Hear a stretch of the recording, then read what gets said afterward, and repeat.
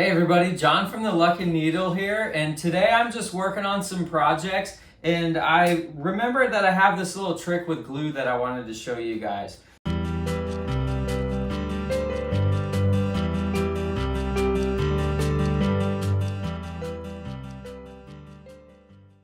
So one of the things that I usually like to do is just keep like a mason jar of contact cement around.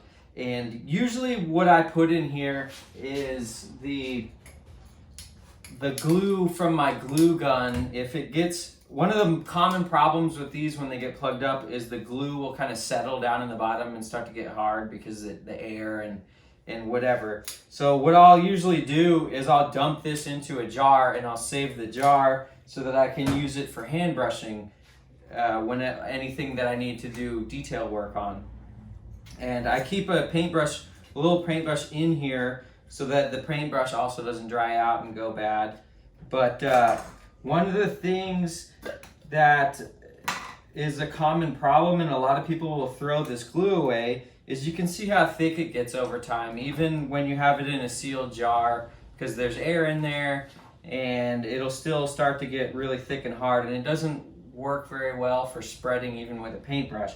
So when it gets to that point, what I like to do is I'm gonna thin it out with some acetone. Now, a lot of people will tell you that I'm crazy and that you should never thin out your contact cement because it degrades the quality and all of this. So I did some research on it, and if you go onto the website, the DAP Weldwood website, and you look up the material safety data sheet of this glue, you can actually see that it contains acetone in the contents when you buy it. So when I found that out, I was like, okay, it should be fine to thin it with acetone because that's what evaporates out of the glue when you spray it down anyways.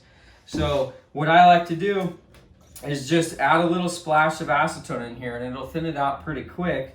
And also, I've done this for years and I've had projects. I've never had a project come back because of doing this. I do this with all my glue whenever it starts to get thick. So just to let you know, I've tested it and it works for me.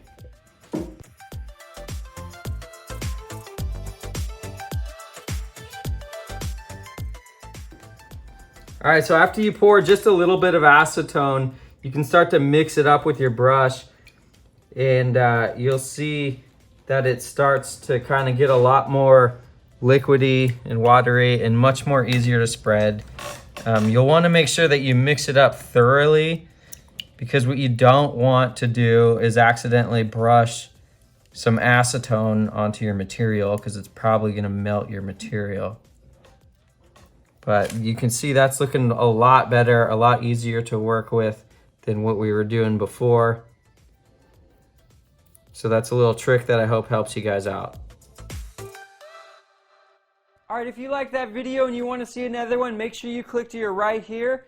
And don't forget about all the courses we have available at the Lucky Needle. Click here in the corner to get more information. And don't forget to subscribe right here.